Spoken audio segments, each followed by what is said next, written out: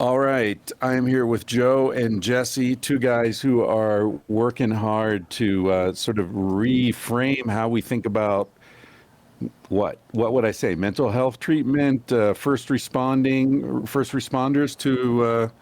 to people who are distressed. How do you guys describe what you're doing? Yeah, that's spot Joe? on, Chris. Yeah, thank you for having us. And so we are absolutely trying to reframe how people see and think about first responders, but also mental health. We try not to stay in the small box of just policing, but truly just acknowledging that mental health, mental illness, mental wellness is all on the same spectrum. And so no better time than the present because of everything that's been happening. You know, we are set up for exactly what it is that's been going on. And so it's just an honor to get this time to talk with you, Chris, on your stage. So thank you. Oh, I'm very happy to have you guys here. Jesse, are you guys both police officers currently or former cops, or what's your status at? Oh, a great question. So we're former cops. We recently left. It's been an interesting transition.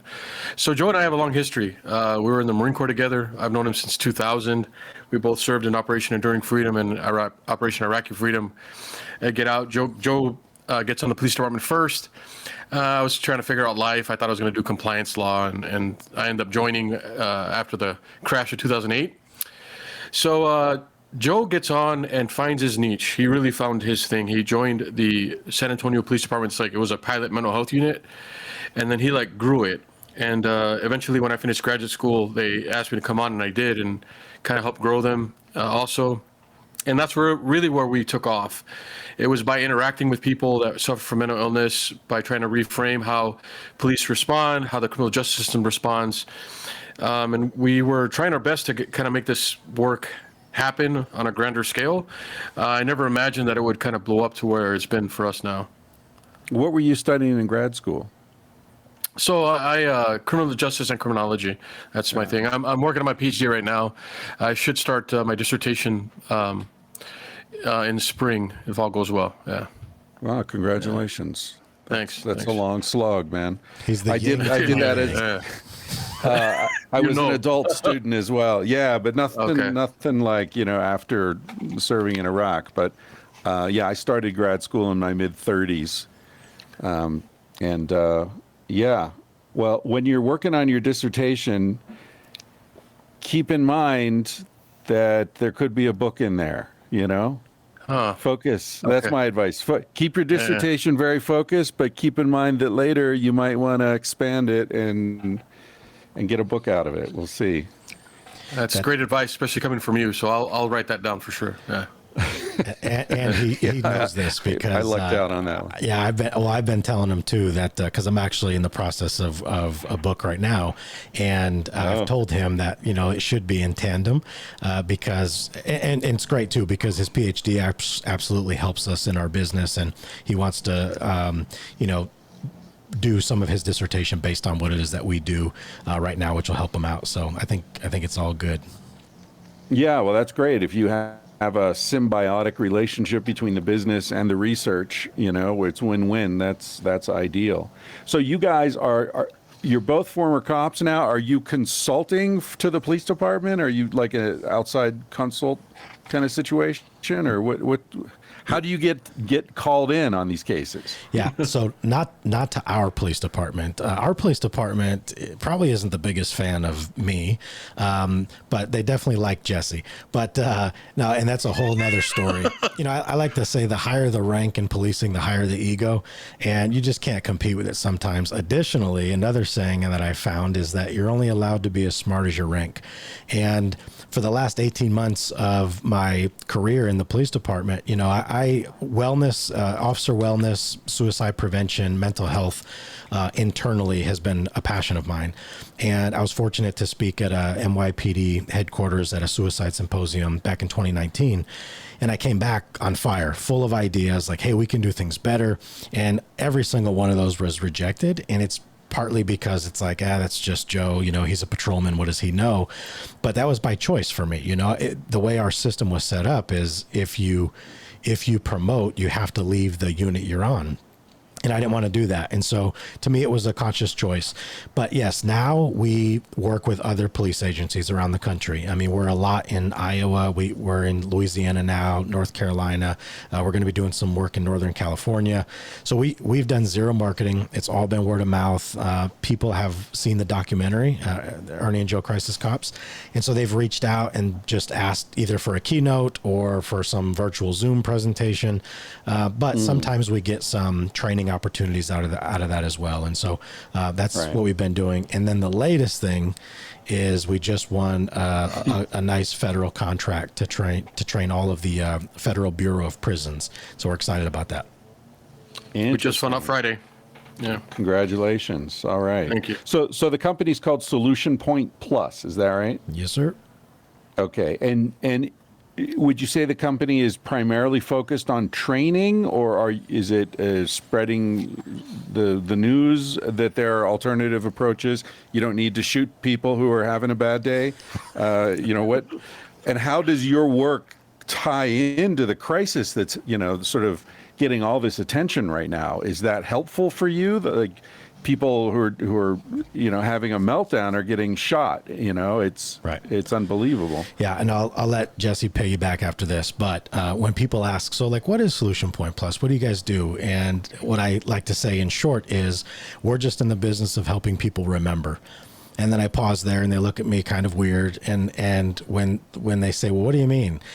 And I remind them, look, as police officers, nobody is forcing you to keep that job. No one is forcing you to stay there and be employed by that agency. And yet so many of you will just begrudgingly go to work, pissed off, unhappy. And so it's like, yeah, I believe that and I tell them, when you got the letter or the email or the phone call that like, all right, you've been selected, you've gone through the process, you passed the test, the polygraph, the MMPI, you start the academy on Monday. None of you were pissed off about it. So what has happened between that day and right now, where you show up to work mad, you don't see people as people, you see them as problems? What changed? And Jesse's been, again, he got selected to do a TEDx talk this year, which will be coming up in the fall, and so he can talk about that. But that's what we do. Is yes, it's through training. We try and help them remember why they're doing this in the first place. Understand that people are people, they're not problems. Understand that like they used to love this work and now they're mad about it. So what changed? And really what we found is that it all comes down to unprocessed trauma. Most all of it is unprocessed trauma. And then they become assholes, and it's hard for them to see people as anything other than just problems in the community. But Jesse, go ahead. So for context, what happened was a lot of people kept coming to San Antonio to figure out what's going on differently. How are you guys doing this? What's all this buzz about? And that started, I want to say back as early, maybe it's 2015, 2014. And Joe would be selected to kind of give these tours and kind of talk about this topic. And he would be in front of mayors, city managers, sheriffs, chiefs, and they're like, hey, you should start a business. You should really be a consultant. And they would always do this. And he kept kind of blowing it off like, I'm just a cop, right? We had a very, very narrow mind, like we were closed-minded. And then finally he says, you know what, I'm going to start one. And in 2017 we did. And it was just supposed to be this side gig for us. So like, we're not working on the side of the road directing traffic. I'm not doing extra security jobs. I'm going to, excuse me, sorry. I'm going to do this, right? And we'd have a couple of training times twice a year. And then it's interesting you brought up with the crisis that's happening. With COVID going on, we really believed that nothing was going to happen anymore. Maybe this time to shut this down, like let's wait this out. As a matter of fact, Joe had, I want to say like 8 or 10 keynotes scheduled last year, and they all got canceled. Yeah. And then George Floyd incident happened, right? That tragedy happened. Right. And surprisingly, a surprise to us, from September to the end of 2020, so September to December, we just were filled with people asking us to train departments. And he had enough kind of getting, ostracized by the department, singled out. I think they believe that he kind of made this celebrity status out of himself, and that can bug a public administration. So I could see how unhappy he was. I'd never seen him like this before. I'd never seen this guy defeated, or like bitter, and I could see it happening to him. And in September, we pulled the trigger, right? He left the last week of September. I left the first week of October. And I'll tell you what, we haven't stopped working since. Yeah. So it's been a tremendous time. Congratulations. I don't really understand. You were working for the San Antonio Police Department, and your program that you guys were working on was bringing them a lot of positive attention, I would think. Right? Yes, you you got would. people coming and taking tours, and how do you guys do this? And this is fantastic. And yet somehow you became a problem. Is it just because you were too big for your britches? It's that sort of thing? Joe? I think that might have been the perception, yeah. And again, it was the most bizarre thing. And I tell people, that film was the best and worst thing for my career. Right. I'm really glad that it was made. I think it was made really well. I'm proud of the work that Jen McShane did on it, but it created a lot of problems within the department because, again, our chief specifically he was not a fan. He gave like direct orders to not support it to his command staff. Anyone that asked me to come provide a talk or speak, even on duty, which is something that I had always done before, it was denied. And so they basically muzzled me, put me in a corner, and it was like, for what? There was nothing negative about that movie. And so it became frustrating. And so I finally just, if you can't change it, complaining is not going to do anything about it. So I just decided to walk away from it. And I'm glad that we had this business in place. And just everything was serendipitous. I mean, it worked out, and we've been snowballing ever since. So I'm grateful. It shows you're on the right path, right? When the doors open as you walk up to them, that's very gratifying. Tell us again the name of the movie so people can check it out. Yeah, it's Ernie and Joe Crisis Cops, and it's streaming on HBO. They bought it for 3 years. I believe they have another year and a half left on it, so it'll be on there for a while.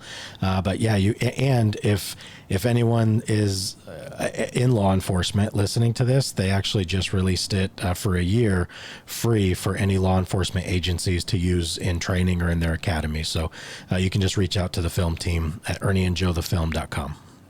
Cool.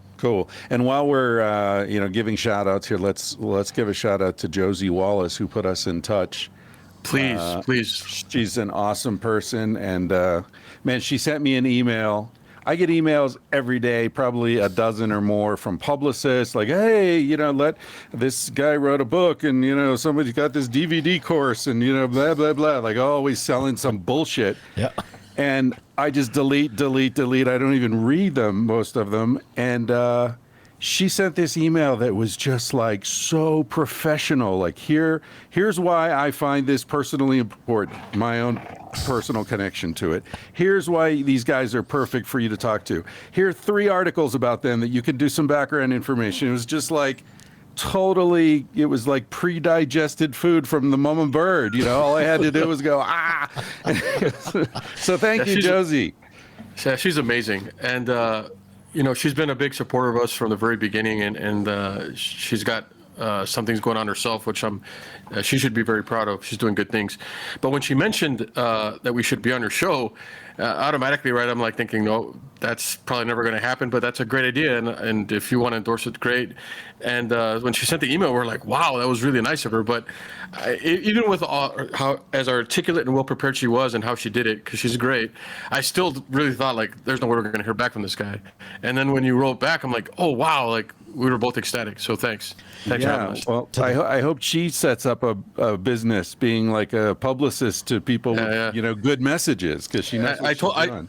I told her this, right? I said, Solution Point Plus publicist, and her response was, don't tempt a girl with a good time. So we'll see what happens there. To the point where Jesse and I were walking, and I was like, bro, on that email, she even put like her HBO username and password. Like she gave him That's her. right. It's like, if you don't have access to HBO, here's my password. You can go in and watch them. It's like, damn, girl. Unbelievable. She was committed. All right. Yeah, no, I love it. Thank you, Josie.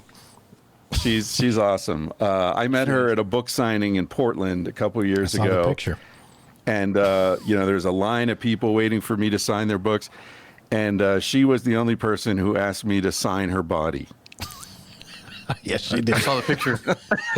Oh, you see the picture. All right. Kind of hard to forget. Right? Yeah, I'll never forget. So thank the universe for that interaction. That's why we're here. Exactly. And that's the reason I want to write a book. Jesse, or I don't remember who used the phrase unprocessed trauma, right? Where you're talking about the police officers. Yeah. Of course, you're also talking about trauma in the case of the people who are having the issue that caused someone to call 911. What do you think? Both of you guys talk about your military. You met in the Marines. You know, you both served overseas. Is there a connection between military training and overreaction in police work, or sort of over-reliance on weapons? Because these guys sort of came of age as an occupying force in a foreign country, and they bring a lot of that same mentality back home with them. Yeah, it's a super fascinating question, and here's my take on it, and it kind of flips it on its head. And this is my opinion, and I know that I'm not a representation of everybody, but to me it was the opposite. To me, it was because I was in a combat zone, because I was in Iraq, because I was in a firefight, I could actually have the experience of being in combat. The problem that I see is these police officers that have not had the military experience, yet they join these police departments that claim to be paramilitary organizations, and they train them like a military boot camp, and they deploy them into their community. They're craving that adrenaline rush, right? They're craving that adrenaline dump of excitement, and so they tend to be the ones to overreact. For me, I never felt like I was at war with my community. I never felt like, there was times where I was scared. There was times where I was absolutely in danger, sure, but it was never the same. Like most times in policing, if we're honest, people are trying to get away from us. They're not bringing the fight to us. It's usually a reaction based on something that we're doing. And I'm not saying that that's right or wrong. It could be a traffic stop and there's a violation, sure. But again, the point is that people usually are inflicting pain or assaults or damage to us as a reaction to something that we're doing. There are ambushes. There are people that absolutely go out of their way and ambush cops, but it's so rare. It is so rare. And in my experience, it's been the officers who lack the experience, who crave that like high speed, interaction, because it's been so sensationalized. And so they want that badly. And they're the ones that tend to react rather than respond. And for me, I never really got caught up in a call, but I do appreciate that, because I think that's what a lot of people think is maybe it's not a good idea to have people going from the military into policing. And in my experience, I think it's actually probably not a bad idea, because they're actually better trained. They know the difference between combat and home, most of them. It's the ones that lack life experience. They live in their mom's basement. They're 21. They've watched live PD on like rerun for 50 hours. And now, they're playing Call of Duty, drinking Monster. And then they're like, I'm going to go be a cop. And they lack the experience and the true ability to connect with people, because it's just a totally different world. And then the training they get is so like unnecessary. The amount of time that's spent on it, the latest studies were on average 60 hours spent on learning how to shoot your handgun, but only 8 hours on average in a police academy on communication. Like, right. We've got to learn to prioritize what's actually happening. And the last thing I'll say is, we think the most dangerous part of police work is that we're going to be killed one day by some criminal. And the data continues to show year after year after year that's simply not true. And in 2019, there was 49 officers killed in line of duty, 44 of those by handgun. But we had 239 officers kill themselves. That's like 4-to-1 rate. Why are we not talking about resiliency? Why are we not talking about wellness? Why are we not encouraging them or mandating that they have to go to mandatory mental health appointments every year? I just don't understand it. And so when you have people that aren't willing to talk about or process their trauma, they're going to show up and treat people like shit because they're frustrated and they're taking out all their frustration on whatever call that they're on. And so again, that's just my experience from my point of view. What do you think about that, Jesse, the connection between military background and policing? So there was a lot to unpack there, and Joe touched a lot of things. I was the same way, right? I came back from Iraq, and I had unprocessed trauma. And I think there's the key. And I don't think it has to necessarily be related to military trauma. It can be for anything. Like, I mean, Joe's ACE score is a 9, mine's an 8. Then we went to the Marines, right? Went to 2 wars, then became cops. And then I had a lot of trauma as a cop. But I want to just focus on that for a second, unprocessed trauma, because it is my belief that that's where all these problems are coming from. A lot of people are assuming that, that law enforcement officers are inherently racist. They're tying, they're making blanket statements about very complex systems. And there's evidence that you could show that, there's, just disparities in the criminal justice system we can talk about all day long, right? That's what my MS is, right? We can talk about that. But what I think we're missing is the spurious variable that nobody's accounting for. And I believe that there's a serious problem with a bunch of officers in the United States who have unprocessed trauma, and that unprocessed trauma is manifesting itself in really negative behaviors. And that's they're blowing their tops up, they're excessively using force, the way they're treating people, talking to people, and I tell people all the time, I've never met a racist police officer except for once, and I've trained thousands now. And that wasn't even in a training context. It was just by random chance that I met this guy. That's a story for another time. But I think we're very idealistic, right? We see right and wrong, and it allows us to do our job well, right? We have discernment. But after a while, it just starts wearing. And Joe says we're in the business of making people remember why. We lose the why. We get jaded. We get angry, and we become very judgmental. We judge people. We don't approve of the way they raise their kids, the way they speak, the way they represent their culture, the drugs they use, the way they live their lifestyle, and that just comes across in such a negative way in all interaction. And we're trying to remind them that that's a huge problem. And I ask cops, like, think about everything you've gotten in trouble for. And people have gotten in trouble. What have you gotten in trouble for? Driving too fast, wrecking cars, excessive use of force, mouthing off in front of a body camera, right? Mouthing off to your chain of command. Like, all of this stems from their inability to be emotionally intelligent, from their inability to not be impulsive or reckless. And if you look at, I don't have to tell you, this is all stemmed to trauma. And those are all symptoms of trauma. So that's what I believe. And I think if we did more to address that, I think we'd see a greater reduction in all these problematic behaviors. That's what I believe anyway. Do you guys think, are cops dealing with a sense of the ground shifting beneath their feet in some sense? You guys both work in Texas, some of the strictest drug laws in the country. And you cross into Colorado, New Mexico, and marijuana, you buy it at the corner store. How does that feel as a cop throwing people in prison for something that's not even illegal 20 miles from here? When I put myself in a position of a police officer, I imagine why are you asking me to do this? Nobody believes this. Nobody believes marijuana is a fucking problem. Half the country's legalized it, and you guys still want me to throw people in prison for it. I feel like that would be traumatic psychologically for the police officer. Is that an issue, or is the training just you follow your orders, you do what you're told, and you don't worry about it? Well, that's what they make you feel it is, but we also know that this is where moral injury comes from, because absolutely right is, there's a lot of cops that learn to think for themselves after any period of time, and they start to question things, right?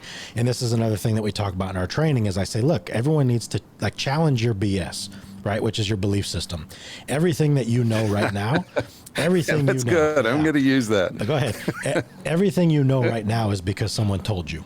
Right? Everything you know, everything you believe is because someone told you or they showed you. What if there's another side? And this is why I don't like the term law enforcement, because in my opinion, there's certain laws that are just meant to be broken. If you're homeless, if you're, of course you're going to be a pedestrian in the roadway. Of course you're going to criminal trespass someone's property. Of course, where else are you going to go? Of course you're going to take a piss on the side of the road. This is absolutely something that's going to happen. But for these guys and girls that just think oh, there's a law, you broke it, you're you're a criminal, and they don't see the person anymore. And this is the problem where we say, hey, you have to stay curious. Like, is there another way? So even here in San Antonio, they they do the cite and release, and we're no longer going to arrest if it's like a certain amount. And so they're like starting to address it and decriminalize it a little bit, but it's still not legal here for whatever reason. I mean, we're a super gun state in Texas, but like no to that green grass, and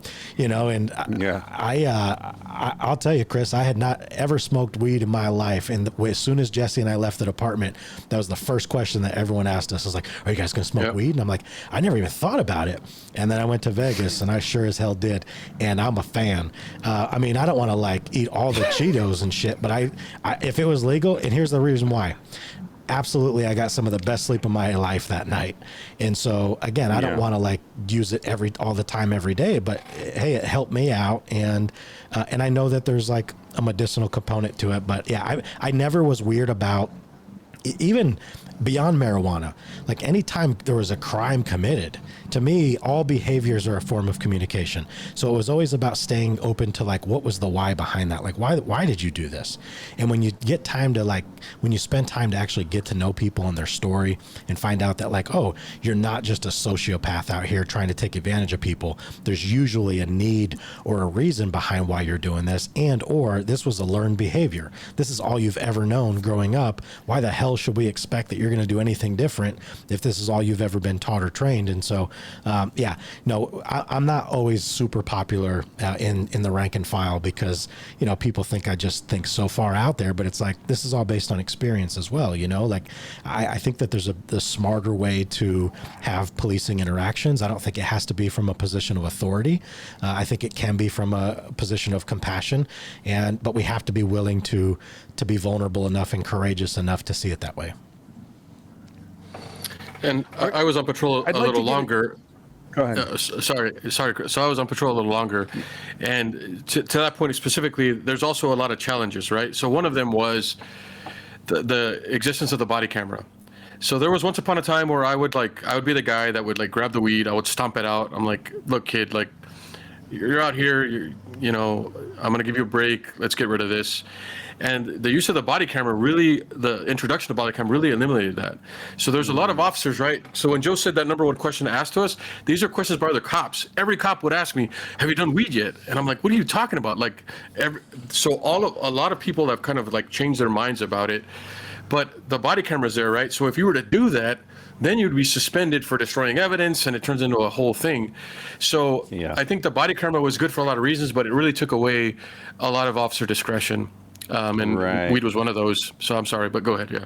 No, you answered the question I wanted to ask. If you just gave someone a warning or said, hey kid, what are you doing? You're in front of a school, like go smoke in the woods, like you idiot. Like that's how cops in Spain would deal with you, like cops in Spain. It's a very different, I lived in Spain for 20 years. So like I'm always sort of comparing the cultures. In Spain, the legal system is based upon whether or not you have bothered someone, not based upon whether or not you've broken a law, right? Yeah. So if you're growing weed on your balcony in downtown Barcelona, overlooking a major avenue, and I saw this all the time, and weed was technically illegal, and all the cops can see your plants up there on your damn balcony, but nobody gives a shit unless your neighbors complain. If one of your weed plants is blocking their view or something, then the cops would come up and say, dude, move your damn plants. You're blocking your neighbor's view. It's about keeping the peace. It's not about enforcing laws. No, and meanwhile in the States, they're flying around with heat detecting helicopters, trying to catch you. You're not bothering anyone. It's a totally different approach. Go ahead, Joe. No, I was provided a video last week from San Diego, and to give a soundbite to a news story, because this, exactly to your point, there was he was an African-American gentleman, clearly mentally ill. He's wearing a life vest, like, wearing everything he owns. He's got a bunch of shit on him. And he was taking a leak off the side of the road, but like in the woods. And these officers on patrol were just driving by. They stopped and said, hey, they got out like, hey man, you can't. And the guy went off. I mean, he's like, I'm just fucking taking a piss. And he started walking away. To me, there was no complainant. No one called that in. he's obviously agitated. Like, just let it go. Just get back in the vehicle and drive away. Well, they get back in the vehicle and they start following him. And then they get to this intersection. They get out. They go on. They grab him up, take him to the ground, and just start punching him in his face. And someone's recording it. And she's like, "Stop it! Stop it!" And then there's, like, I think 7 or 8 cops swarming to the scene, all because this guy was just doing exactly what he's homeless. He's taking a piss on the side of the road in the woods. It's not like he was pissing on a school playground in front of a bunch of 7-year-olds, but they were saying like, hey, people have to drive by and see that. He didn't have his pants to his ankles. He just freaking took a leak in the trees. And it's like, we don't want to look at it from the lens of how much of this are we instigating, right? We justify it in our minds of, no, I'm out here doing a service. I'm out here protecting the community. I'm out here keeping things clean. But really, we're agitating situations and we're escalating situations and we're making things worse than they need to be. And again, I'm not saying, to embrace anarchy and remove policing and just let everyone, let's live the purge. But I also think that, again, there's a lot of situations where if we peel back the layers, we would realize that it was absolutely our doing of why it went to shit real quick, meaning the police. Yeah, definitely escalation is a big issue. Jesse, what do you guys, when you get down to the nitty gritty, what is it that you guys are doing? Are you saying police departments should have a special unit, unarmed unit that deals with these sort of mental health cases rather than just sending in uniformed officers? Or are you guys about training uniformed officers for how to handle these situations better? What are you guys doing specifically? That's a good question. So there's a lot of responses to this, right? I find that there's 2 great perspectives in law enforcement, right? We want to say, or not law enforcement, in this world, in the mental health world, in society. And we can say left and right, just for the sake of saying. And one side is like, hey, the criminal justice system has no place with mental health, right? It shouldn't be responding. You guys are going to arrest everybody. You're going to beat them up. You're going to shoot them. You're going to put them in prison, and you're going to ruin their lives. Stay away from them. And then you have the police chief saying, my men and women are only supposed to deal with crime. They should not be dealing with mental health. They shouldn't be mental health calls. That's a community problem. And those are great perspectives. They want the same thing for very different reasons. But in the grand scheme of things, Joe and I know that the answer, as in most cases in society, is the answer is in the middle. And sadly, the laws that, because I tell people, you could have all the money in the world, you could have the greatest mental health care system in the world, people are still going to get off their meds, people are still going to use drugs, and they're still going to go into crisis. And a lot of the laws in the country that involve taking somebody out of society and into an intervention, even against their will, it's kind of, the law lays that on law enforcement. So for a lot of different reasons, it's unrealistic to remove law enforcement completely. Right. I argue that the law enforcement officer today is better trained, more educated, can deal with more technology, has dealt with more changes at any point in society. I truly believe this. And Joe and I have seen it. Like, we've trained officers to be compassionate. We've trained officers to identify people with mental illness and how to de-escalate them. And we've also trained civilians with no life experience that they're gonna work in this field, and we see them struggle. So I believe there's a balance, and a lot of the agencies are doing co-responder models. We've been consulting with them to try to trade them. Like, you're a police agency, you're also going to work with a mental health professional. So you guys will be able to de-escalate the crisis. We're going to train you how to do that. We're going to train you how to talk to these individuals, bring them down, come out with a safer resolution. But you need the mental health professional to do all the case management. And we've made all the mistakes in the mental health unit. We try to take all the matters in our own hands. We try to do all the case management. You'll see the film, Joe's going back to people's houses and checking on them. I think that's too much to give any police agency a burden, right? And then, but sadly, you also have agencies that are like, fuck this, that's not for us. Like, even now, like, the way we do business is we find a third-party entity that wants to pay for this, so it's free for the law enforcement officer. So a hospital system, a nonprofit, even a church, sometimes a local mental authority will pay for us to come. We open the seats. And we still struggle to find them because people have a perception of what this is. They think on day one that we're a bunch of social workers. They're going to come say that, hey, we're going to take your guns away and we're going to say hug everybody. Rainbows and butterflies is going to solve the world, right? Utopias for us. And then they hear us talk and that we've been through this shit, right, on both ends. And they listen and are like, oh, wow. And then Joe talks about how much it works. We have videos of how it works. They see the film. And in 5 days, we can change culture within a person like this. And then it kind of cascades out. But a lot of people have a lot of opinions on this. And mine, short answer I should have given you is the answer's in the middle. The answer's in the middle. Yeah, yeah. I think it's awesome that you guys are doing this as former cops and former Marines, because, or maybe you're always a Marine, once a Marine. I don't know. Right, Is there Chris. such a thing as former Marines? I don't know. Yeah, former, Simplify. yes, ex, no. But yeah, I mean, I could just imagine the way a room full of cops would react to some psychologist, coming in and telling them how they have to behave on a call. We've seen it. Yeah, we've forget seen it. about it. Yeah, not a chance. So yeah, having you guys be able to, have some street cred, I think is super important, and really, I applaud you for doing that. There's a program in Portland. Are you guys involved with that at all, or do you know about that? Or was it Portland, or was it Bend, maybe someplace in Oregon, where they shifted all the mental health calls away from uniformed police to a special squad? Do you know what I'm talking about? Yeah, it's called Cahoots. Probably Cahoots. Yeah. What's it called? Cahoots. Cahoots. Yeah, it's like, I'm going to get it wrong, but something about like maybe civilian assistance helping out on the streets, or crisis assistance helping out on the streets, something like that. But it's Cahoots program. They're non-law enforcement, non-uniformed, unarmed, and they respond to behavioral health calls. Yeah, I'm very familiar with them. They've been around a long time. I know New York City has Thrive New York City. I'm actually talking to them tomorrow because I think in 2 of the 5 boroughs, they're going to a non-uniform response to mental health calls, and they're only going to have civilians responding to those as well. Again, I to Jesse's point too, I do think this is a mathematical problem, but I think that it shouldn't be a subtraction problem. I think it needs to be an addition problem. And I think just removing police carte blanche, because it's not that they're wanting to remove the police, they're wanting to remove the gun, because if you remove the gun, then you can't kill someone with a mental illness.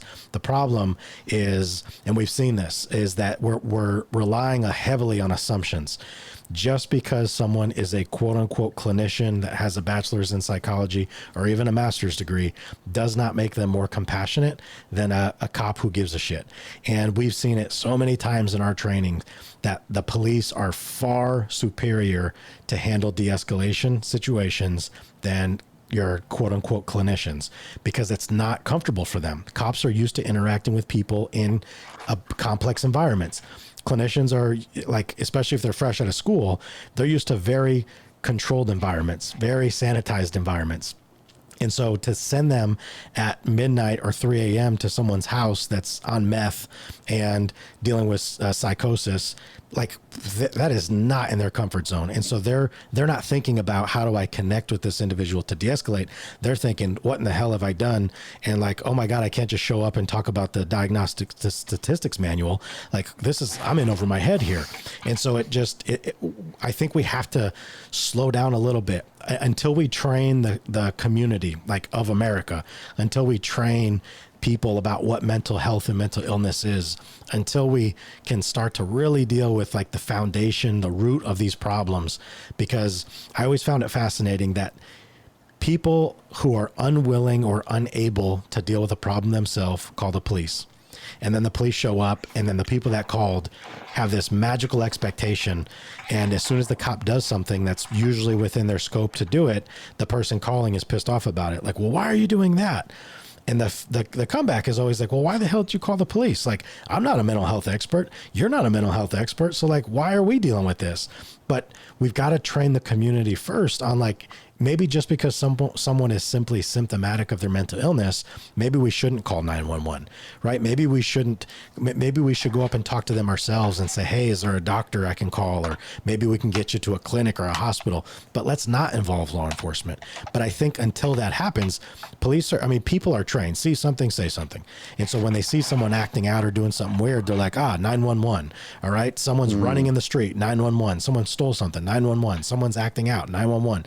And so then these cops show up, most of them without the training. Still, of the 18,000 police departments, Chris, more than half of them still do not have basic 40-hour crisis intervention training, which is the mental health training.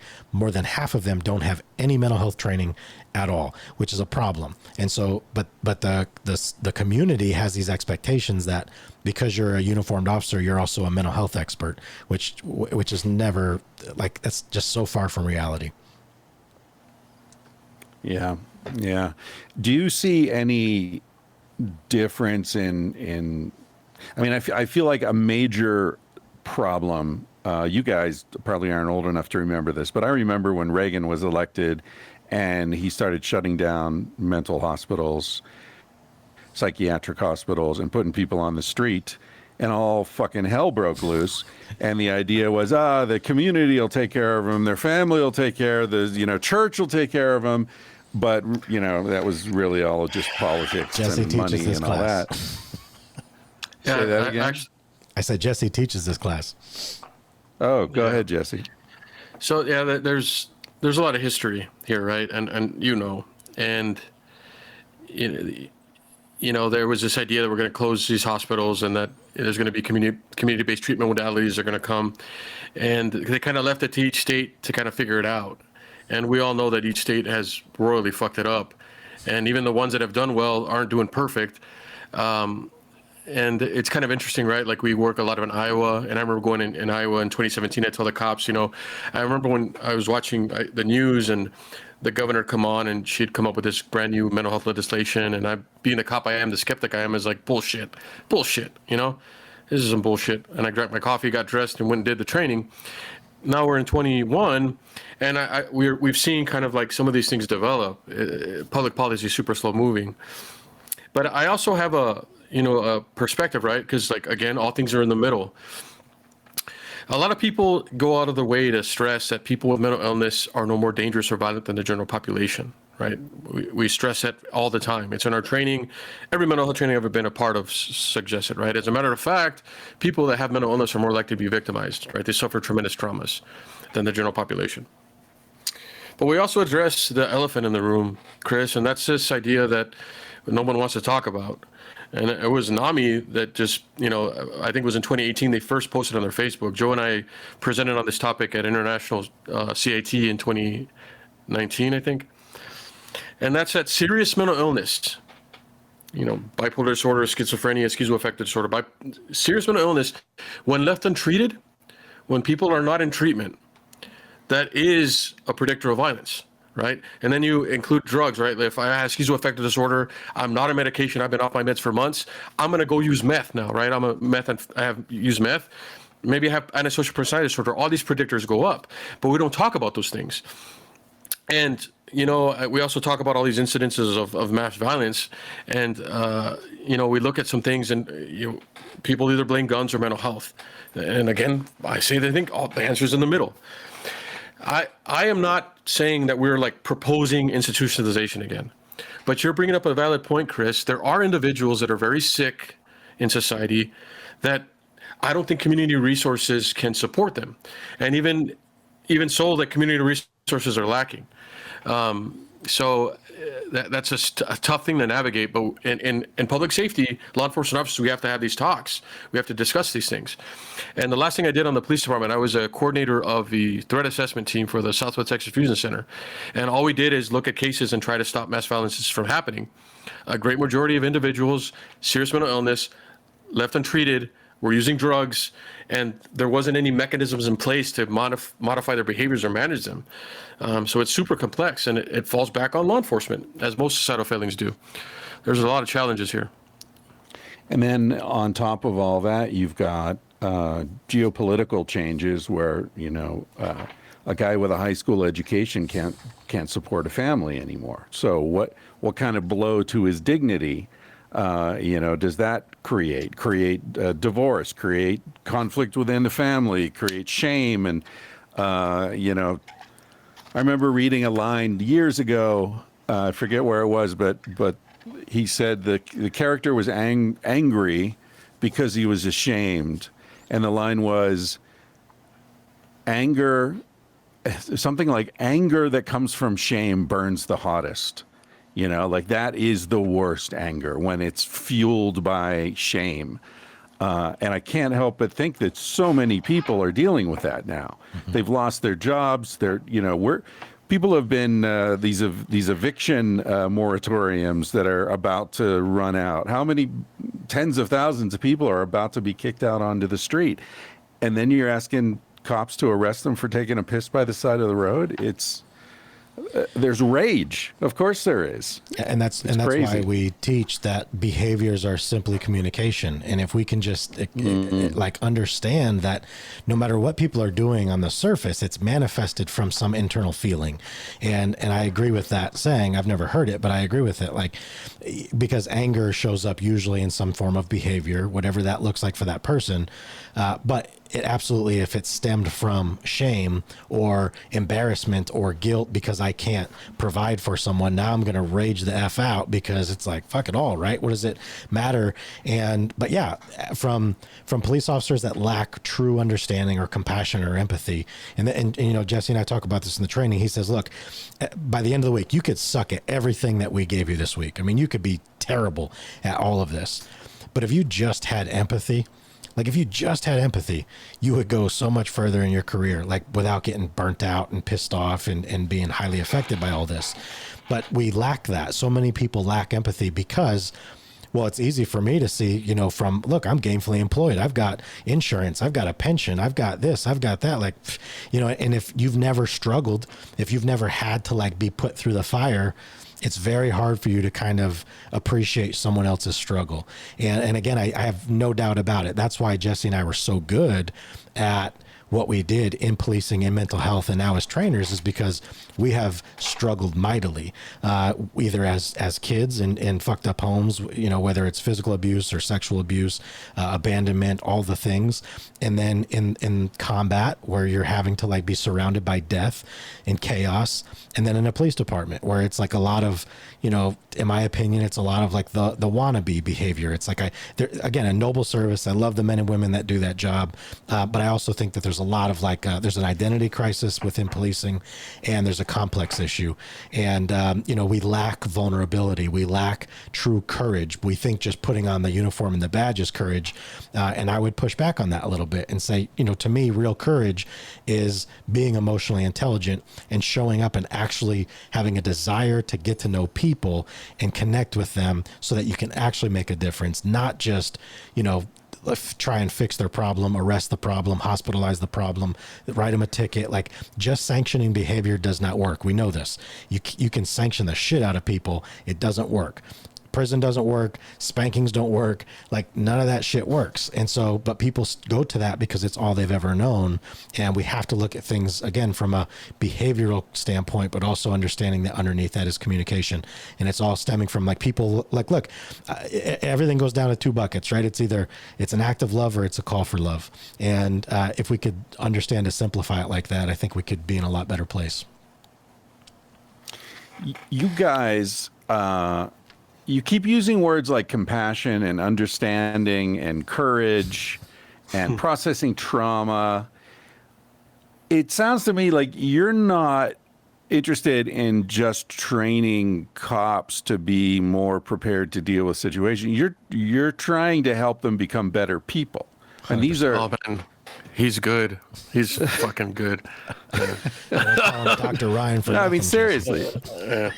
Right? I mean, isn't that what we're all trying to do? We're all trying to increase our understanding and our compassion and so on. But does that put you at loggerheads with the politicians or the administrators in the police department, where you're trying to help guys on the street be more comprehensive and compassionate? And maybe the guys at the top are like, "Fuck that! We just need arrest numbers." We're gonna give you a little secret here. All right. And this is Joe's secret. And our training ended up having an indirect effect. Just the 40-hour, because we just started doing the crisis intervention training. That was it. But Joe and I know, and Joe's learned this, and Joe preaches this heavily, that you can't really take care of somebody unless you're taking care of yourself. And the indirect effect of the training that came out was just that, Chris, is it was a way for us to start having officers think about their own mental health, to start thinking introspectively. Why am I doing these things? So like Monday, they're like, all right, who are you guys? All right, I'm listening. All right, I'll give it a shot. And then you give them the skills, and then we give them some complex stuff on Tuesday. On Wednesday, we're hitting them in the feels. We're getting them in the gut, right? On Wednesday, you start seeing like firing click off. Thursday, it's all about like their job. They see the film. And then Friday, Joe, we not only do we pass them, we test them, we pass them, but Joe gives them the skills, right? If you wanted some skill sets to help you with your own mental resiliency, here's it. And they leave our best friends. On Monday, they're going in kicking and screaming. I can't believe I have to do this. I have to sit here for a week and do this. And then you start seeing them transition.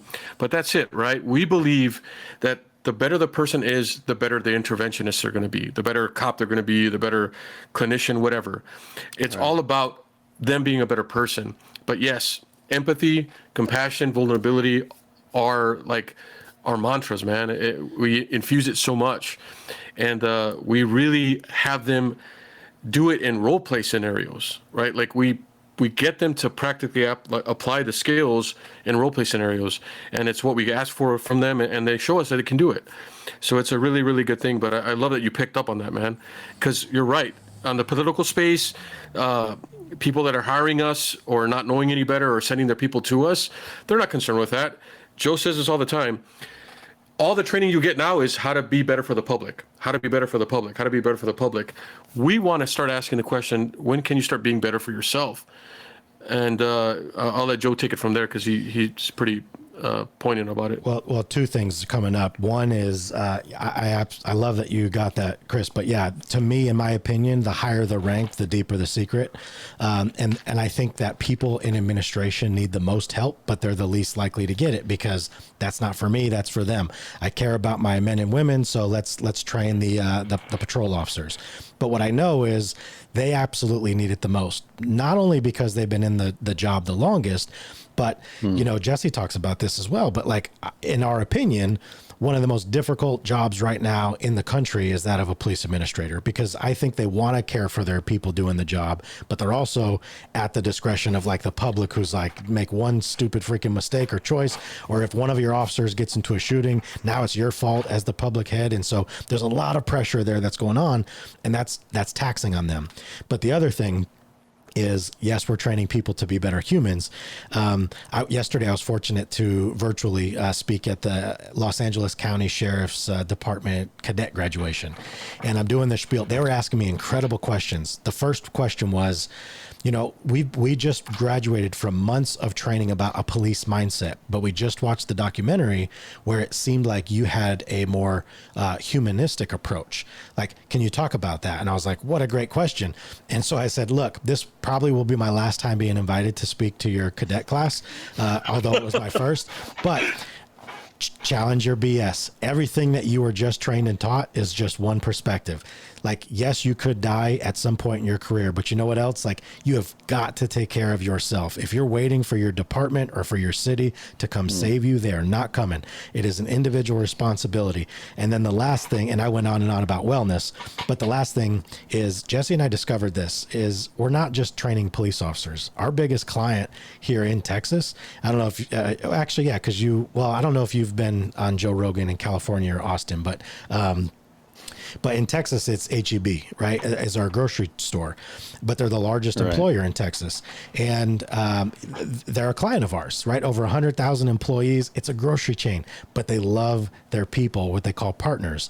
And they work with us on de-escalation techniques, listening, empathy, leadership, things like that, where, it's because they've recognized that, like, man, you guys are really good at talking about this stuff, connecting with people. And it's not just for police officers. It's not just for first responders. It really is for people. But then as a business, you can't ever go in and be like, this is for everybody, because people are like, shut up. You've got to have your niche. But also it's like, no, really, we've done this in schools. We've done it at hospitals. We've done it for construction workers. No bullshit. For grocery stores. So it really does transcend, because we are talking about how to maximize the human experience. Yeah. Yeah, no doubt. I mean, parenting, marriages, like nonviolent communication, man. If you All can't my do it, ex-wives you're are cooked. laughing right now, though, Chris. All of them are laughing. Like, yeah, let's have Joe talk about marriage. That'll be fun. All right. Well, I imagine you would have a lot to say about it, though. Still, there's still a lot to process. I've learned a lot. Yeah. Failure teaches. Yeah, it's the best teacher. All right, listen, guys, I've taken an hour of your time. I really appreciate you making yourselves available at this short notice, and even more so, I appreciate what you're putting out into the world. It's awesome. I have friends who are cops. I have friends who work in fire departments, emergency rooms, and I just have so much love for them, and they're so underappreciated. And, anyone who's helping them get through it, it's ironic. I always think about like medical students, right? You're in med school, your whole life is oriented toward helping people be healthier, and they've got you working 40-hour shifts. No sleep. What the fuck? What is going on? Yeah. Like, we're not taking care of the caregivers. It makes no sense. So, And meanwhile, anyway, I applaud what you're doing. The ones listening to you just said, I wish it was 40 hours because they sign up for so much extra. They're working 60 hours a week because they can't help themselves. But, we busy ourselves. Dude, I don't mean a avoid- week. I mean at a stretch without He sleeping. said a shift. Yeah, he said a shift. Yes, absolutely. Not a week. Yeah, you're right. Yeah, that would be nice. Yeah. I love it, Chris. All Thank you right. so Well, much. listen, anyone who wants to check you guys out, go to solutionpointplus.com. Is that the best place to find your work? All spelled out. Yes, sir. All right. Cool. Well, thank you guys. I really appreciate this. Thanks, Chris. Be well. It's been our pleasure, Chris. Thank you. Our pleasure, Chris. Thank you. Our pleasure, Chris. Thank you. Our pleasure, Chris. Okay, Mom. Tell people what they can order from the garage. Okay, in our cottage garage, we have lots and lots of T-shirts. Sex at Dawn, Civilized to Death, Vanthropology, Tangentially Speaking, Paleo Modern, and Talking Out of My Ass. She didn't like saying that last one. Then we now have some new things added. We've got beer cozies, or koozies, or whatever they're called. Oh, civilized to death design. They're all civilized That's to right. death. We have stickers and car decals, right? Yes. Okay. There you have it. That's Julie, my mom.